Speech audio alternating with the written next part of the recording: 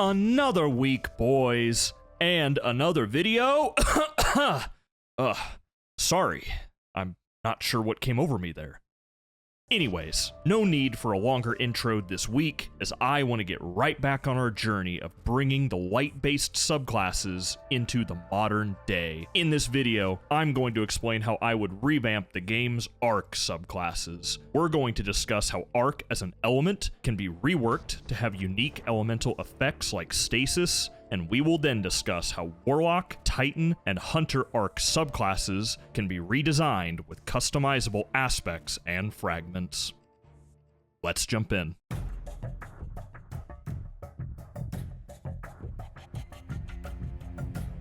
So, let's jump right in and discuss how arc as an element can be reworked to have unique elemental effects like Stasis. As I mentioned last week, the biggest issue with the light subclasses today is that instead of feeling like different, unique elements, our light powers are instead a single, streamlined space magic with orange, blue, and purple color palettes. Bungie has committed Destiny 2 to incorporate and embrace more RPG elements, in giving Arc, Void, and Solar individual identities and effects on the battlefield would go a long way towards that goal. Now, before we talk about the specifics of Arc's elemental properties, there is another functionality that I want to incorporate not just to the Arc element, but to all elements in the game. I explained this premise in more detail in last week's video about updating the Solar subclasses, but I believe that Stasis and the two upcoming Darkness subclasses in Witch Queen and Lightfall are likely to be dark mirrors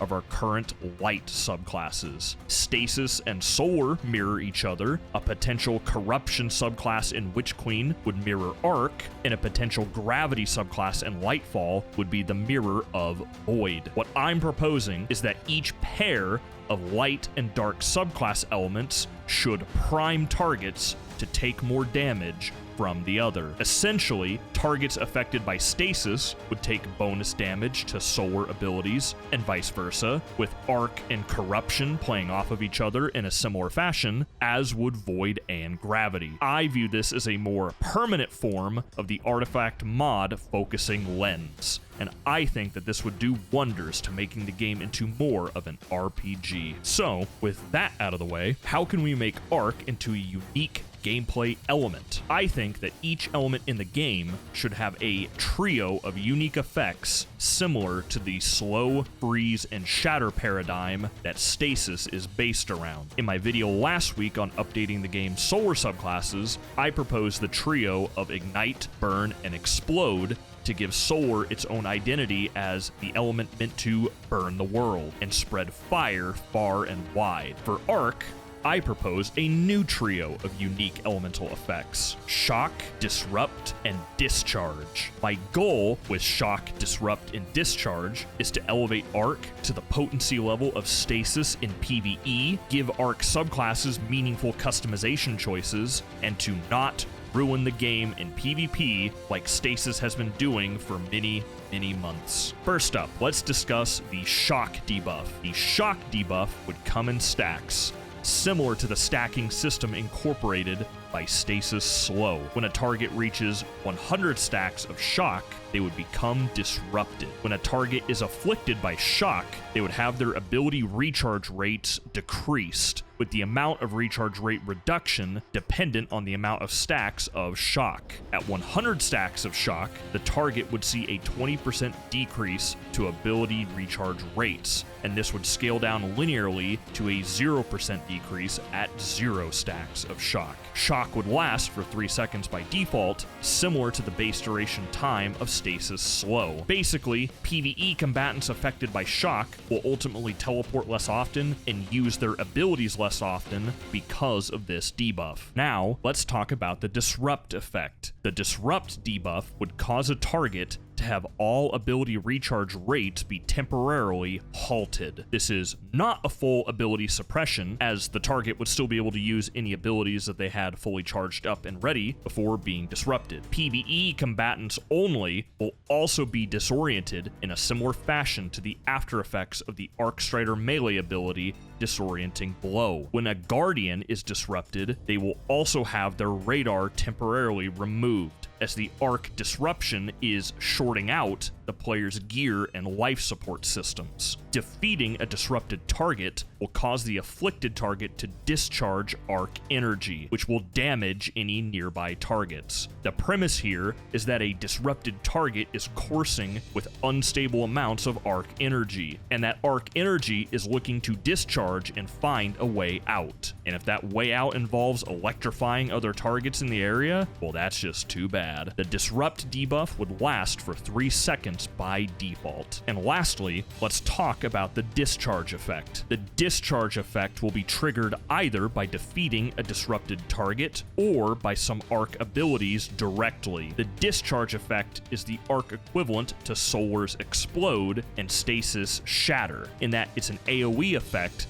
that will damage nearby targets. Arc aspects and fragments could be developed that play off of Arc discharges, similar to stasis fragments like Whisper of Shards, which grants benefits from shattering stasis crystals. And with all of these changes to Arc as an element, I think it would be on par with Stasis, both in terms of unique effects, as well as possessing an individual identity of electrify the world. Now, let's dive into Arc Warlocks and redesign them to have fully customizable subclasses.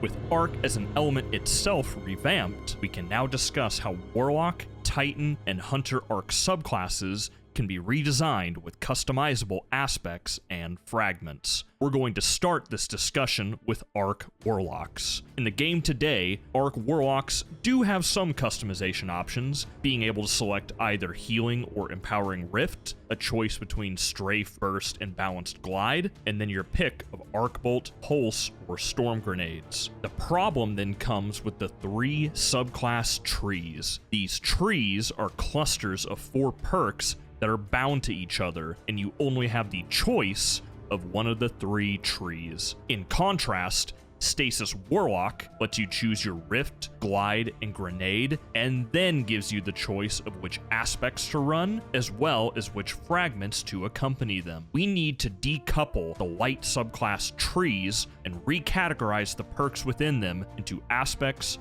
fragments, super abilities, and melee abilities. And the crazy thing is, that process is actually pretty simple, as within the vast majority of Light subclass trees, there's typically 1 perk that alters the behavior of the super, 1 perk that alters the behavior of the melee, and then 2 perks that grant new abilities in a similar fashion to the stasis aspects. The only things missing are fragments, unique to each light element, be it Arc, Void, or Solar. To remedy this, I've designed 8 new Arc fragments that could be used for Arc Warlocks, Titans, and Hunters, similar to how Stasis fragments are ubiquitous across the 3 Stasis subclasses. With all of these details in mind, let's walk through what an updated Warlock Arc subclass screen would look like. First off, you'd be presented with a choice of 3 different super options: Ionic Blink, Chaos Reach, and Landfall, which would bring down a discharge of Arc Energy. After selecting your super attunement, you'd then have your choice of Rift, as well as your choice of Jump. Then, you'd have a choice between 3 different melee options. You'd have Chain Lightning, which would be updated to inflict stacks of shock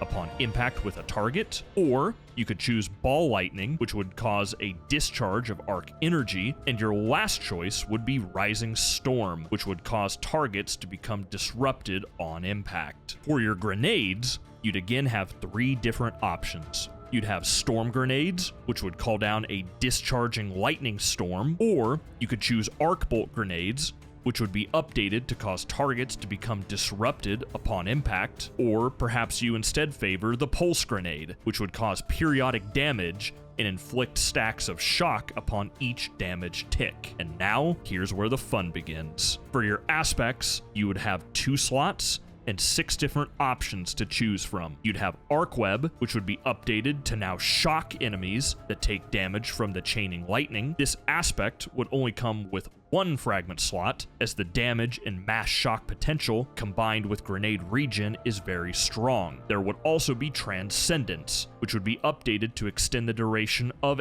any of the 3 super options, and would come with 2 fragment slots. As while a longer super is a powerful option, you kinda have to be sitting on your abilities to get any benefit from this aspect, balancing it out. Another aspect would be Ionic Trace, which would come with just 1 fragment slot, as ability energy just from killing things and playing the game normally is very strong. The next aspect option would be Pulse Wave, which would come with 2 fragment slots. You could also choose Electrostatic Surge, which would also come with 2 fragment slots. And finally, the last aspect option would be Arc Soul, which would come with 3 fragment slots. As the Arc Buddy from this aspect is fairly weak and doesn't do much damage, especially when compared to the Sentient Arc Soul from Getaway Artists. And now, let's discuss the Arc Fragments. I've designed 8 Arc Fragments from which you'd be able to choose from. The first of these fragments would be Call of the Storm,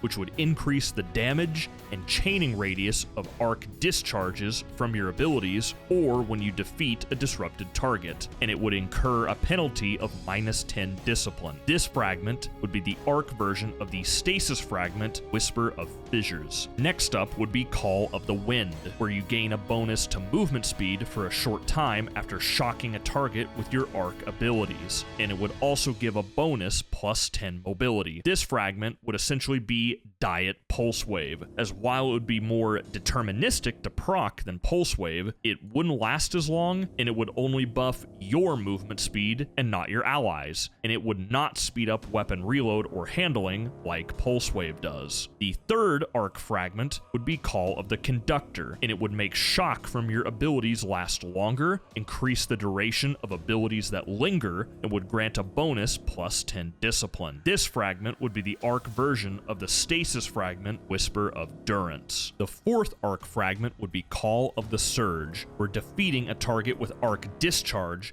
would temporarily boost your grenade recharge rate. An additional arc discharge defeats would increase the duration of this benefit. This fragment would be the arc version of the Stasis fragment, Whisper of Shards. The fifth arc fragment would be Call of the Current, where your mobility and weapon handling are increased and incoming arc damage is decreased when near shocked or disrupted targets. This fragment would be the arc version of the Stasis fragment, Whisper of Chains, but with a focus on granting haste buffs and acting as the subclass version of Risk Runner. The sixth arc fragment would be Call of the Arcborn, where incoming arc damage would recharge you and grant you a small amount of grenade and melee energy, and it would also give a bonus +10 resilience. This fragment was inspired by the old perk Feedback from the Stormcaller subclass back during Destiny 1. The seventh arc fragment would be Call of the Disruptor, where defeating a disrupted target would disorient nearby targets for a short time. This fragment would be another way to get the disorienting effect that is possible with flashbang grenades. And finally, the eighth arc fragment would be Call of Chaos, where your super energy would recharge faster when you are near 2 or more enemies, and it would incur a penalty of -10 recovery. This fragment would be the arc version of the Stasis fragment, Whisper of Fractures, but would grant faster super cooldown instead of melee cooldown. And with all these new fragments and the freeing of melee, super, and aspect level perks from our current locked subclass trees, there would be a ton of new builds available as an Arc Warlock. Let me walk you through a potential new build under this system. Say you wanted to go all in on the Call of the Storm fragment and electrify the world with storms of arc discharges. You could trick yourself out with storm grenades, ball lightning, and landfall to generate arc discharges as much as possible. You could take this even further by equipping the Call of the Surge fragment to speed up the recharge rate of your storm grenade. You could then select the aspect Arc Web to spread the arc destruction even further with shocking chain lightning that reduces the cooldown of your storm grenade even more. You could make your ability recharge rates even faster with the aspect Ionic Trace, which would cause Ionic Traces to be flying in left and right with all the kills from your arc abilities. And why stop there? Slap on the exotic helmet Verity's Brow, which not only speeds up your grenade recharge rate even more, but it would also make your storm grenades do even more damage. Since you need energy weapon kills to proc Verity's Brow, why not throw on Trinity Ghoul, which is probably the best ad clear primary weapon in the game with its catalyst. And for the finishing touch, you could equip a set of combat mods to make this build utterly ridiculous. Elemental Ordnance would cause elemental wells to spawn upon kills with your supercharged storm grenades, and if you also had on the mod Elemental Charge, then each time you pick up one of these elemental wells, you would get energy for all your abilities and gain 2 stacks of Charged with Light. And to take advantage of those stacks of Charged with Light, you could then equip 3 copies of the mod Firepower, which refunds a portion of your grenade energy each time you use your grenade when charged with light. And this insane arc discharge build is just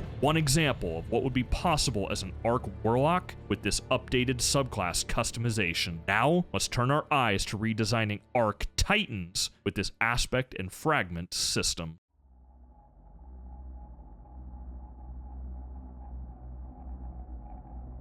Now, let's take a look at what an updated Arc Titan subclass would look like. First off, you'd be presented with a choice of 3 different super options. Terminal Velocity, which would leave behind a damage-dealing field in its wake that now shocks enemies. You'd also have Thunder Crash, as well as Trample, which would extend the duration of Fists of Havoc with each kill. After selecting your super attunement, you'd then have your choice of Barricade, as well as your Jump. Then, you'd have a choice between 3 different melee options. You'd have Ballistic Slam, which would be updated to disrupt nearby targets, or you could choose Seismic Strike, which would now release an arc discharge on impact, and your last choice would be Frontal Assault, which would be updated to inflict stacks of shock on impact. For your grenades, you'd again have 3 different options. You'd have Flashbang Grenades, which would be updated to disrupt and disorient enemies,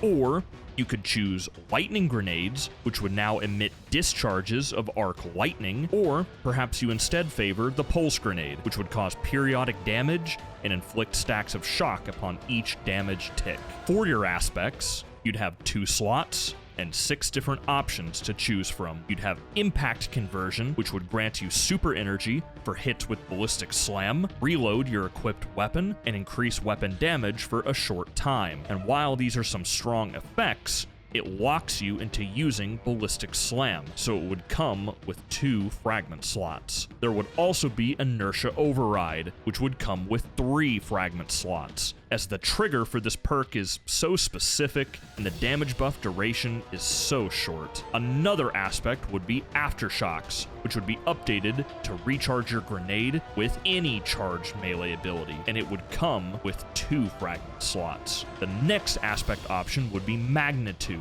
which would come with just 1 fragment slot, as an extra grenade charge is a very powerful perk, not to mention the increased duration of grenade effects. You could also choose Reversal, which would also come with just 1 fragment slot, as health regeneration on all melee kills, charged or otherwise, is a very strong perk. And finally, the last aspect option would be Knockout, which would come with 2 fragment slots. With your aspects selected, you would then be able to choose from the same 8 arc fragments that we discussed earlier in the video. As for a new unique build, say you wanted to go all in on the Call of the Disruptor fragment, to stop your enemies in their tracks. You could trick yourself out with flashbang grenades, as well as ballistic slam to disrupt groups of enemies. You could take this even further by equipping the aspect aftershocks to get grenade energy back each time you damage enemies with your ballistic slam. And you could also rock the Call of the Storm fragment to increase the damage of the arc discharges that you'll be generating from defeating your disrupted enemies. And considering it's one of the nastiest exotics in the game today, you could then equip the exotic chess piece Cuirass of the Falling Star and use it to make your Thunder Crash do absurd amounts of damage. To be able to Thunder Crash more often, you could equip the fragment Call of Chaos, as you'll be in the thick of it and surrounded by enemies constantly when you ballistic slam into groups. Take this even further with the aspect Impact Conversion, which will grant you super energy each time you hit enemies with your ballistic slam. And why stop there? Slap on Monte Carlo so you can ballistic slam into enemies even more often and manufacture even more super energy. And last but not least, since you'll be running a close quarter melee build, you could bring a shotgun into the fight to quickly clean up mobs, and then equip combat mods like Heavy Handed, which will generate ammo out of thin air by defeating the disrupted targets all around you, as well as Quick Charge, which would charge you with light upon multi-kills with your shotgun. Then, with stacks on stacks, you would get 2 stacks of charge with light each time you proc Quick Charge. And to keep you alive, you could then rock Reactive Pulse to emit a field of arc energy around you when enemies close in, as well as Protective Light to give you an additional 50% damage reduction. A build like this, focused on disrupting and disorienting enemies, primarily with your melee, would not only be fun for casual play, but would also be pretty dang effective in higher levels of endgame PvE content. Now, let's turn our eyes to redesigning Arc Hunters with this aspect and fragment system.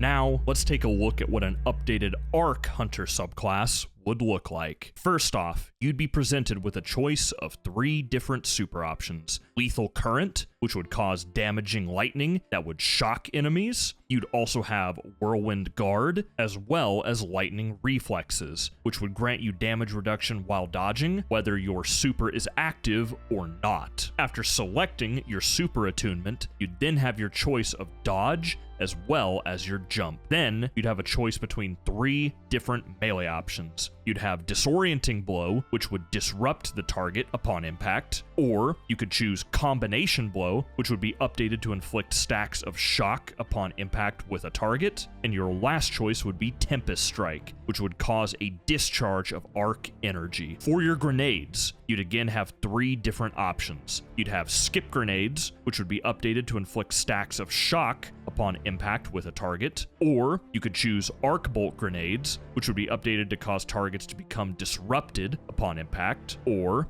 perhaps you instead favor the Flux Grenade, which would cause a discharge of arc energy. For your aspects, you'd again have 2 slots and 6 different options to choose from. You'd have Focus Breathing, which would only come with 1 fragment slot, as faster sprint speed and effectively free dodge energy are very potent effects. There would also be Combat Meditation, which would come with 2 fragment slots, as while faster melee and grenade cooldowns are strong, you have to be weak to take advantage of this aspect, so there is some degree of risk. Another aspect would be Lightning Weave, which would come with 2 fragment slots. The next aspect option would be Ebb and Flow, which would be updated to cause disruption instead of just disorientation, and it would come with 2 fragment slots. You could also choose Combat Flow, which would also come with 2 fragment slots. And finally, the last aspect option would be Deadly Reach, which would come with 3 fragment slots. As while increased melee range is nice, you have to give up your dodge to get it. And with the potency of shotguns in Destiny 2, melee builds in PvP are not as strong as they once were. With your aspects selected, you would then be able to choose from the same 8 arc fragments that we discussed earlier in the video. As for a new unique build that would be possible for Arc Hunters under this new system, I think that taking the current bottom tree Arcstrider subclass tree, which is already about fast-paced gameplay, and infusing it with even more gotta go fast perks and pieces of gear would make for a very fun PvP experience. You could slap on the fragment Call of the Wind to move about even faster each time you shock your enemies, and you'd pick up a nice +10 mobility. Pair this with focused breathing to go even faster and to get your dodge back even more often. Not fast enough for you? Slap on Mida Multi-Tool for another 10% sprint speed bonus. Since Stompies doesn't stack with focused breathing, you could instead turn to Dragon Shadow, which gives all your weapons quick draw and reloads all weapons when you dodge, even if you're using Gambler's Dodge. To shock your enemies as much as possible, you could run Combination Blow, skip grenades, and even run the Call of the Conductor Fragment to make those shock effects last even longer. And since you're gonna be running and gunning, you might as well use the Call of the Current Fragment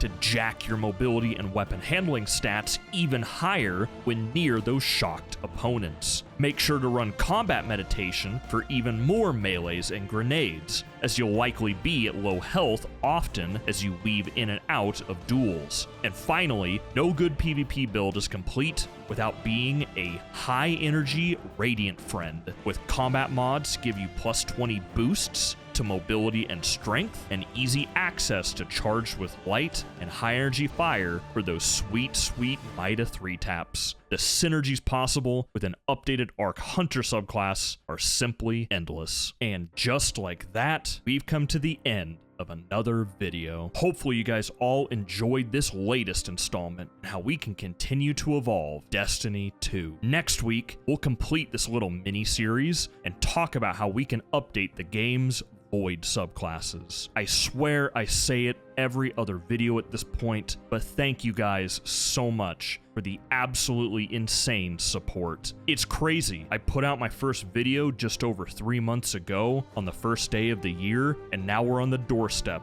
of 30,000 subs. And the craziest thing is, I feel like we're just getting started. I'll have more details to share in the weeks ahead, but I want you all to know that something big is brewing. A video that I think has a chance to be my best work yet on YouTube. Make sure to follow me on Twitter for more details on this project as it gets closer. And with all that said, that's going to be it from me this week. As always, if you want to support this channel, make sure to leave a comment down below, drop a like, and hit that sub button. Have a wonderful week, guys, and I hope to catch you all in the next one. This has been your host, Kujay. Cheers.